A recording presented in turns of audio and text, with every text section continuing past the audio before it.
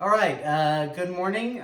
We are continuing our series of online lectures. This is episode 9. We're talking about the People's Party. It's more commonly known as the Populist Party. This is a third political party farmers formed in the 1890s to change policy, to make life easier for farmers. They're going through a very difficult time in that era. And we were talking about the ideas of the People's Party, some proposals they made, such as the government having the power to seize land bought for speculative investment purposes, government ownership of the railroads, expanding the money supply, etc. And then we got to one proposal that's going to be on their party platform that's dramatic and revolutionary in many ways: the right of referendum and recall of elected officials. So let's talk about referendum first. What's a referendum? Let me write this down. A referendum is when you have a vote on a proposed law that's directly voted on by the people, not by the legislature.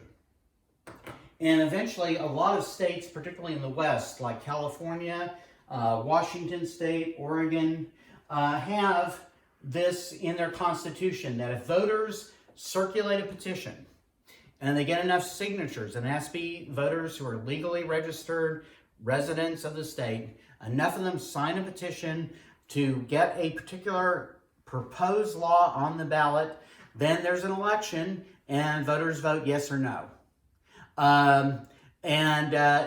Some states set requirements. It has to be more than a majority. Some states it's simply a majority. Very often, these are very controversial ideas. And the reason it's decided by referendum is politicians tend to not be particularly courageous. They are nervous about taking a stand on certain ideas. So one example, early 2000s, when it became obvious in the courts that LGBTQ people were gaining civil rights, they were gaining the equal protection under laws guaranteed by the 14th Amendment, there was pushback from people who were opposed to the rights of that community. And so in 2004, you had George W. Bush seeking a second term as president. In 2000, he had been given the White House in a disputed election, even though he lost the popular vote. 2003, he launched a war in Iraq that was unprovoked, that was going badly. There was a lot of concern on the part of the Republican Party whether Bush could win a second term. And so his political advisor, Karl Rove, wanted to make sure that the most conservative voters showed up to vote for Bush. And one way he did it is he got states to put on their ballots referenda. That's the plural for referendum. These states would have these proposed laws that would ban same-sex marriage. Now, one of the things that's sadly amusing is in many of these states it was already banned. So I guess they were going to double ban what they call quote-unquote gay marriage. Well, these ballots were on the measure, these measures were on the ballot. People showed up to vote for that, and along the way they voted for Bush. So there's one example, same-sex marriage. Oregon put on the ballot as a referenda, singular, or as a referendum rather, that's the plural, referendum. They put on the ballot a measure to allow people who are terminally ill and in pain, with the consultation and approval of 2 physicians, to have end-of-life treatment. In other words, assisted suicide, physician-assisted suicide. You had 2 states a few years ago started what's now become a wave. Colorado and Washington were the first 2 states to, through the referendum process, legalize marijuana. And by the way, the year they did that, the Denver Broncos and the Seattle Seahawks made the Super Bowl. I don't know if there's connection, but anyway, Dallas Cowboy fans may consider that. But anyway, so we had that process, that's something that the Populists call for, where voters get to choose and approve laws directly without going through the legislature. Then we have the process of recall. What does that mean? Basically, voters get to impeach and remove an official they feel has lied, not done their job, is criminal, incompetent, whatever. You get signatures on a petition. You get the recall measure on the ballot, and voters get to choose whether or not a governor, a lieutenant governor, etc., continues in office till the end of their term, and you can end their term early. That happened in California a few years ago. Governor Gray Davis underestimated how big of a budget deficit California was going to have. He called for controversial means to close the gap budget-wise.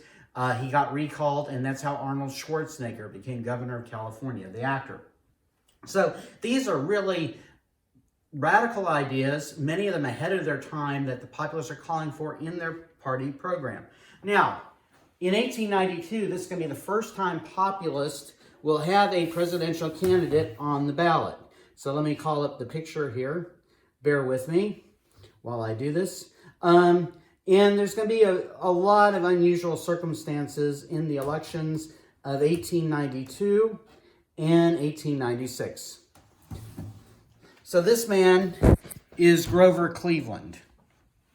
Grover Cleveland was a New York politician from Buffalo, and he has a particular distinction in the history of the presidency. He is the only president to serve 2 terms non-consecutively. In other words, he served a term, then he lost an election when he ran the second time, and then he later ran a 3rd time and won. And so let's explain something about presidential politics here. Now, between the years 1860 and 1908, there are 12 presidential elections. Democrats only win twice out of those 12 presidential elections. 1884, when Cleveland wins the first time, in 1892, when he wins the second time. That's 2 wins, 10 losses. Why is this happening? Well, let's be clear.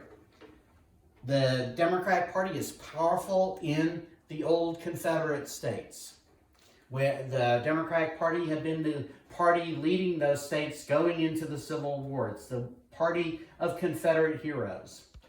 The Democratic Party, interestingly enough, is also popular in big cities where there are lots of immigrants. This is one of the paradoxes of the era. The Republican Party had advanced the civil rights of African Americans, abolished slavery, ratified the 14th Amendment that granted African American citizenship, extended voting rights to the 15th Amendment. So they had aligned themselves with African Americans, but the Republican Party had always, from its origins, had a strong streak of prejudice against immigrants. And that strengthens as we get to the end of the 19th, early 20th century. Jewish immigrants, Italian immigrants, Polish immigrants, Russian immigrants, when they come to the U.S. and they become citizens, tended to feel more at home with the Democratic Party because the Democratic Party was more open to those voters. So that's one of the odd things about politics in that era. So you have large cities like New York that are dominated by the Democrats, Philadelphia, places like that. But then you have the South, but that's it. Democrats have a very hard time in most of the Northeast, most of the Midwest, most of the Rocky Mountain West, most of the West Coast, dominated by Republicans. So they have a very hard time because the rest of the country outside of the South and those cities blames the Democratic Party for the Civil War. And even though in the 1890s, we're 3 decades after that war, people still have bitter memories about it. Now, in 1892, Grover Cleveland was serving his 2nd term as president. Grover Cleveland was extremely conservative on economic matters. He had been no friend of labor unions. He had used the National Guard to crush striking workers. He was not at all in support of any kind of federal government measures to deal with the frequent economic downturns that took place. There was a depression during his first term, and there's going to be a depression starting in his second term, towards the end of his second term. So he wins the election in 1892. The first time there's a populist candidate, 46 to 43%.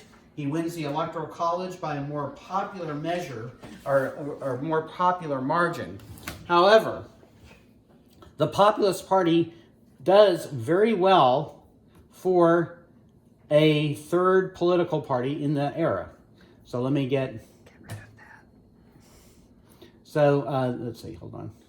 Let me find the 1892 election. Here we go. There we go. Okay, so here's the Electoral College map.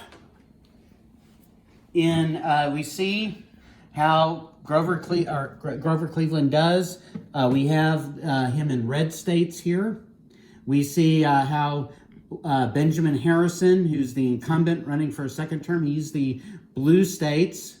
They have the color codes different than they use today. Red means Democrat in this map, blue means Republican. And then I want to show you how well these green states are where the Populist won. New Mexico territory, Arizona territory, Utah territory, they're not states yet. So they win Electoral College votes primarily in the here in the West, where there's a strong farmer presence, and in the West here. That's the farmer vote helping them. And this is extraordinary. As I said, there's a lot of reluctance for voters to support third parties, but the not populist nominee gets about 8.5% of the vote. Now, I want to explain what an achievement this is, because it is really quite remarkable. The party could have done much, much better without these circumstances. What got in the way of the Populist Party from scoring higher? I mean, again, they got 8.5% of popular vote. Generally speaking, third parties don't do that well. Generally speaking, third parties get, if they're lucky, 1 to 2% of the vote. Generally speaking, third-party presidential candidates get no Electoral College votes. We've had two significant third-party candidates since 1912. One was Theodore Roosevelt in 1912. He was a former Republican president who had been very popular while he was in the White House. His successor in the White House, William Howard Taft, irritated him, disappointed him. He tried to get the Republican nomination, failed to get it. He ran as a third-party candidate. He got 27% of the vote in 1912. 27%. He finished in second place. But he was a popular former president running as a third-party candidate. 1992, a crazy Texas billionaire named Ross Perot had limitless money to buy TV ads. He was unhappy with the president at that time, George H.W. Bush. He got 19% of the vote. He didn't win a single Electoral College vote. He did probably allow Bill Clinton to win the White House the first time. That probably had more to do with Perot taking votes away from George H.W. Bush than Clinton winning the White House because he was wildly popular. He only got 43% of the vote. So it's really unusual. However, this is a major achievement on the part of the Populist Party. The number of Electoral College votes, the fact that they gain seats in the U.S. House, they have 3 seats in the Senate. This is a remarkable achievement, and I want to explain why. Not only is there the reluctance to vote for third-party candidates, but tragedy strikes the party during this year. So this man is Leonidas K. Polk. He is going to be going into the election the leader of the Populist Party. He's a really fiery speaker. He's been really active in helping form in the 1880s the Southern Farmers Alliance. He played a role in helping organize the Colored Farmers Alliance. So he has connections to the African American voters. He has a connection to white voters in the South. He's been active in the Northwestern Alliance. He's popular all over. And again, he's a commanding, fiery speaker. And not only that, this gives him a lot of cred in the South.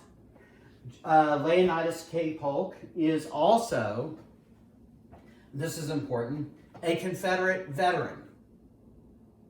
That means a lot. He had been an officer in the Confederate Army. For Southern white men, that means a lot. While he's campaigning, however, all of a sudden, he dies from a hemorrhaging bladder. So, he's not going to be on the ballot. He's replaced by a man who's been an activist in the movement for a long time, James Weaver. So, James B. Weaver had been active in what was called the Greenback Party that supported coining, or rather printing greenback money, purely paper money. However, he's got the baggage of being a former Union officer, which in the South is not a good thing at that point. He had been an officer in the U.S. Army during the Civil War fighting the South. He was not as dynamic a speaker. He had not had the same role as Polk had in helping form the Colored Farmers Alliance. So had Polk not died, I think the Populist Party would have done even better. But they still do really well. They elect people to the state legislature, they elect people to the Senate, to the House, and they get a number of electoral college votes. That's remarkable for a third party competing for the first time in a national election. So they have that issue. They have all the other handicaps that third parties face in American politics. But there's one other issue that's really important.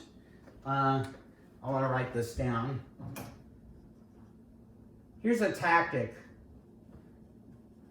that both parties, the Republicans and the Democrats, use against the populist.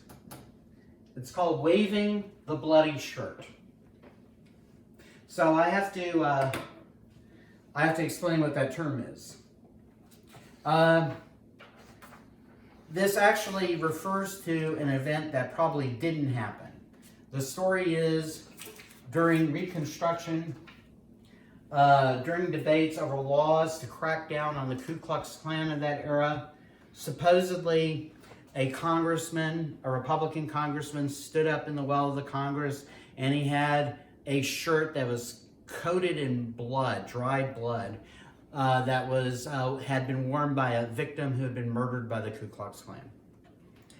This term comes to refer to people who exploit memories of the Civil War for political advantage. Remember, this is in the 1890s. This election we're talking about is 1892.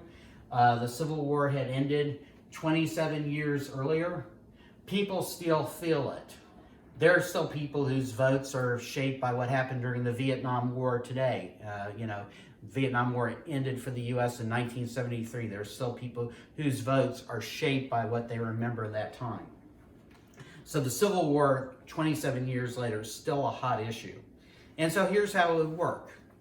In states where Republicans dominated, they would point to the populists to discourage people from supporting the Populist Party. They'd say, look at those populists. Look how many Southerners are in the populist movement. Their leader, who just died, was a Confederate officer. They're filled with a bunch of traitors, a bunch of people who would have destroyed the country, who would have split the country in half. How dare you support the party that not only plunged the country in a civil war, 750,000 deaths, but also probably is responsible for Abraham Lincoln being murdered. You know, your Union dad, your Union father, your grandfather was in the Union Army, your uncle, your brother, barely in the grave, and you're supporting a bunch of damn rebels. And that was an effective argument in the North and in states that stayed in the Union. In the South, they flipped it and actually added a healthy dose or an unhealthy dose of really ugly racism. So they would say, look at Mr. Weaver here. He's a Yankee. He was a Union veteran. Look at the Northerners who support the Populist Party. You know what you're doing, in these southern states, the Democratic Party dominates. You're saying you're splitting the vote against the Republican Party. What was the Republican Party? It's the party that destroyed the Southern way of life. What do they mean by the Southern way of life? They mean slavery. This is the party that gave the vote to those N-words. This is the party that has black support. Remember, there's a Colored Farmers Alliance. And they would use language like this. I'll water it down because it's offensive. But they would say, what a bunch of N-word lovers those populists are. How dare you betray not only the memory of your Confederate loved ones and your Confederate ancestors, but the white race itself. And so this was a powerful tactic. And it did scare people away from voting for the Populist Party. Now, the Populist Party is going to be cracked down on. I mean, it's going to get fierce opposition, not just from, because of their radical economic ideas, redistributing land, direct credit to farmers, etc. They're economically radical. But the populists have ideas on race that are way ahead of their time. So I want to highlight someone who's going to play a contradictory role in terms of the history of American race relations. He's a tragic figure in many ways, and he does both great things and terrible things. His name is Tom Watson. Tom Watson had been a Democrat and had served in the U.S. House as a member of the Democratic Party. And he's going to join the Populist Party. He'll serve as a member of the Populist Party in the Congress from 1891 to 1893. And he says this remarkable thing. When he speaks to audiences, he says this. He says that the Democrats in the South, and he's from Georgia, Tom Watson, he's a farmer, he's a newspaper publisher, he's, like I said, an elected official.